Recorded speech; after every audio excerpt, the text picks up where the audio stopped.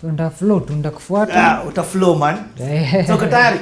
Niko fiti. Ladies and gentlemen, with me I've got none other than the man himself. Yani SK Blue, to me you are the definition of naweza sema nini? You're the definition of reinventing yourself.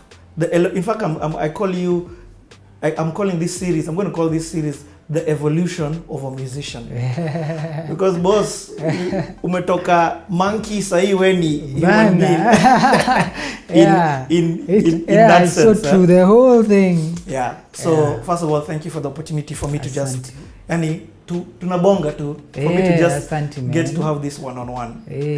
Tuanze beginning. We are going to end up talking about a 6.5 billion company, Gold Avenue. Gold Avenue Africa. Yes. Gold Avenue Africa. Africa that you're running, but hata kabla tufike hapo. Tuanze mwanzo. Please introduce yourself to the people watching. So, my name is SK Samuel Kuria. All started as a pastor's kid. Okay, wacha nikuulize. Hii passion ya music. Because tunaanza hapo. Hii passion ya music ili come from where? Passion ya music, unajua, starting out it wasn't too far fetched for me because my dad being a pasi, music was a low hanging fruit. Before he would go up to preach, si wenyewe we were going up and singing. We had to sing. We had that whole singing session to do before he goes up to preach. Alafu from there, when he starts preaching, we were covering the sermon. So music and media was right there. It explains. It explains. So how old are you, first of all? Can I ask? Right now, 35, just turning 36, yes. Turning 36. Yeah. So so this passion in high school ulikuwa unafanya mavitu? Ulikuwa high school wapi sasa? In high school nilikuwa chuo fulani najita Kirangari. Ilo Kabete, man. Okay, no Kabete najua. Yeah. So Kirangari was where I was. Shule, I used to be in school with a guy called Hari Kimani. Hari Kimani, why does that sound so familiar? Hari K? Hiya. Oh, Hari Kimani himself. Hari Kimani. Yeah, boss. Yeah, so Hari Kimani, same school. So I was in charge of the CU guitar. Yeah, I was the CU secretary. And Hari Kimani was this guy who was pushing me to sing. Yeah. So we could go funkies with the CU guitar, man. So he plays you're me, I'm singing. Do you play any sometimes instruments? Not that much. Okay. Those ones of not professionally, but just for just fun touching. And fun, something swag of the performance. Yes, but not necessarily as a performer. So okay, I'm trying to connect the gospel with gospel musician. Yes. So I mean, when did you get saved? It sounds like pastor's kids. You know, sometimes pastor's kids either go left or they go right. You know, as a pastor's kid, by the way, you have the option to play church or be church. So of course you play church for a bit, then you realize, by the way, it's the only thing I know. Because my mom used to buy us long kabutis, huge jackets. I don't know how or why, but as a pastor's wife, so before we could go to school in the morning, us guys would be dropped to church. Are you serious? Hey, man, daily. Are you the only child? No, we are six. An army. And where are you in that? So I used to be the last. Then I shifted with my sister. Now she's the last. Okay. Now I'm the pre-last. So for a long time you're the last born? Yes, until we changed. Okay, yeah, of course. Yeah. Okay, anyway, tuendele. So now you would go to church. So when did you get saved for yourself? Because you were playing church for a long time, huh? So I played church for a bit. Then now I got into this whole church element. And I got born again way back, like a toy, like in probably class 3, class 4. Wow. So class 3, class 4. Hey, my dad was giving me conferences in the Puliza. What? I was preaching in conferences, man. Hey, what's your dad's name? Musa Njuguna. Well done. Look at who you've created. And thanks to him, man. So I'm able to express myself because I was pushed through then. So Yeah, so he was like, hey, next sermon, you're doing the next sermon. So, hey, your foundation is amazing. First of all, there's the Christ Foundation. Then there's the Music Foundation because you're a worship leader or Yes. you're doing music. Yes. And then you're also doing the video stuff and the media Exactly. stuff Media. in church. Exactly. So you're already getting that training at So a the young age. entertainment element wasn't new. Speakers were there. So before church, we were there to hook up the speakers. Exactly. So the whole event thing as well was not too far-fetched for me. And also the emceeing in The terms emceeing. of speaking in front of people. Exactly. So speaking in front of people. So when guests would come, probably guests would travel from overseas coming in, we were the ones to entertain them. What was the name of your dad's church? New Testament Church. That's what it used to be. Then it became Charismata Revival Center. Yeah. So all through. So the whole emceeing thing as well came from there, because now you're in front of a crowd and they expect you actually deliver. We didn't really think much that we were toys, but we just rolled. Yeah. Yeah. Hey, that's crazy.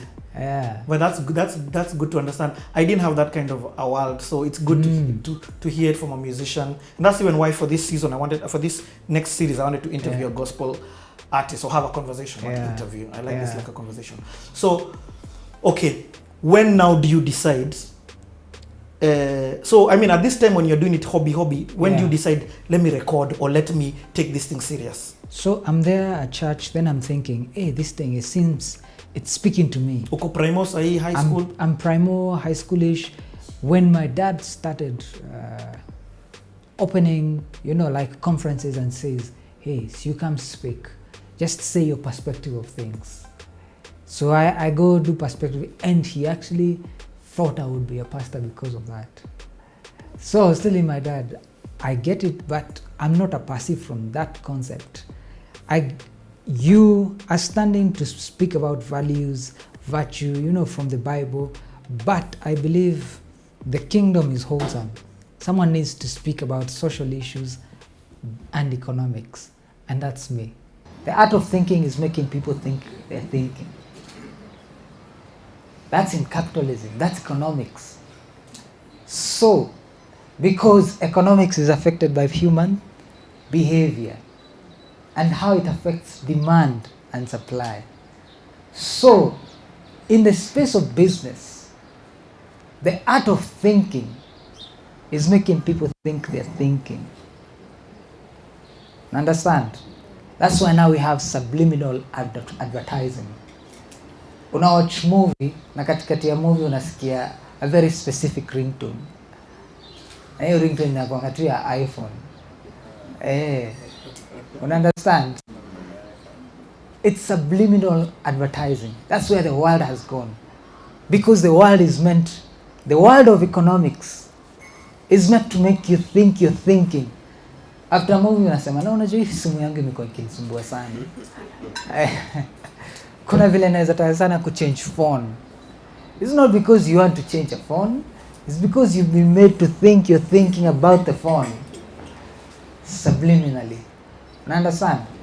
So in economics we have to be conscious of this. Human behavior and how it affects demand and supply. That's number one. What? Yeah. How old are you at this time? I was a teenager. That time I was These are the 90s. Yeah, these are the 90s. So I'm telling him, I may not. So he's saying, I thought you'd inherit this church. I'm saying I'm thankful, but that's not me. This thing is wholesome and you're doing one part. The other part I need to do. So I'll be the guy funding the church. But I need to speak about social issues. SK, you started telling your dad this that time? Hey, way back in Primo. Were you guys well off? Or well off is relative? It's relative. Yeah. So I would say we were not bad off. So meaning my dad had this kaka that all of us were being carried. All six of you. Yeah, a regular family. Not lacking, but not in abundance. Okay. We were just those ones of enough. Okay. Yeah, you're going to school, And yeah, at least you have a sweater that is not tonuku. Yeah. So it felt okay. It didn't feel rich, but it felt fair. Okay. Yeah. Okay, that's cool. So now, let's transition into now. At this time, who are you listening to musically? Hey, that time, you know, there was not much. So I remember one day, man, my dad used to go to the States and come back with these sermon tapes. Those days, there were tapes. Yeah, VHS cassettes. tapes. Or video cassettes. Video cassette, yeah. So he would come back with these tapes, and that's all we could watch. So unless he's not in, we could watch these tapes. One day he comes with this tape of Benny Hinn. Benny Hinn was new and hot cake. Yeah. So put this tape, we are watching this sermon. Of course, we are just lingering it and things like that. But no one watched it to the end. So by the time we are just leaving it there passively, there was this video. I had never seen what I saw. Gospel Gangsters. Gospel Gangsters. Hey, Gospel Gangsters, man. That just revolutionized everything, man. From that day, I put cornrows, bana. Hey, What? my dad is like, hey, you guys, you're rebelling. No, I'm not rebelling. You fed us this content. This is gospel. They're just gangster, but it's gospel. What? So it had two videos, Gospel Gangsters and Kirk Franklin. The end, man. As in, you're telling me musically, you up from musical Jumaju, there was nothing else before? Nothing. Then what were you listening to at home? So those days were Maranatha days, you know, my worship was big, but there was no pop. There was zero pop. There was zero pop. I'm telling you, there was zero pop. And You're not listening to secular music? where? Oh, when you became pastor's Ghana. kid. Unless I go to the neighbor's house, Yeah. there's nothing to listen to. And school? Of course, the music time was a big thing. Oh. Yeah, those days of. So school you listen to on off, but you don't get to bite onto someone you can actually call your reference point. What? Yeah. So your first musical reference point that you jumped on was Gospel Gangsters Yeah. and Kirk Franklin. In fact, more Gospel Gangsters because they changed even your culture. Yeah, they changed my culture completely. And my dad knew this guy has rebelled. Because you know those days, there was not much in terms of videos. In terms of now radio stations, are they even in? Radio stations, those times, of course there were the KBCs, there was nothing. There's no gospel radio station. There was, what was on TV? Joy Bringers, Kasangas, and Mariatianos. Those were the guys who were killing it. Then you see Gospel Gangsters. Wow. That's You like can a imagine how generation that's change. a disruption completely. You know, you hang for a bit then. Because in the secular version, it's like Earth, Wind and Fire, and then suddenly seeing Snoop Dogg. Exactly. Yeah, so that was the transition. I put cornrows, and I told him, now I know what I want to do. I want to speak to a generation, but this generation sees with their eyes, hears with their eyes. So I can't speak to them looking like you. I need to speak to them looking like them. And this is it. So it was a conflict, big time. So I was called in by Deacon Board. And the Deacon Board said, hey, you guys, you need to change. What? Hey, you need to change because now your dad is coming to the end of this thing. I said, I can't change. You may not understand because you're not my audience. My audience is out there, Bana. So at this time you're like singing where your dad, you're still doing that thing where you Hey. sing, but then now you're jumping on stage with cornrows. So now I'm in cornrows. They're like, So now he's not letting me preach, but me amuko bana. Hey, with a Bible. Yeah. Wow. Yeah, so going out there and pushing it and toys are responding. They're feeling Allah. This is the thing. So all of a sudden now I started looking for reggae renditions of the music that that would relate to people. So okay, you would go preach, but before you preach you sing.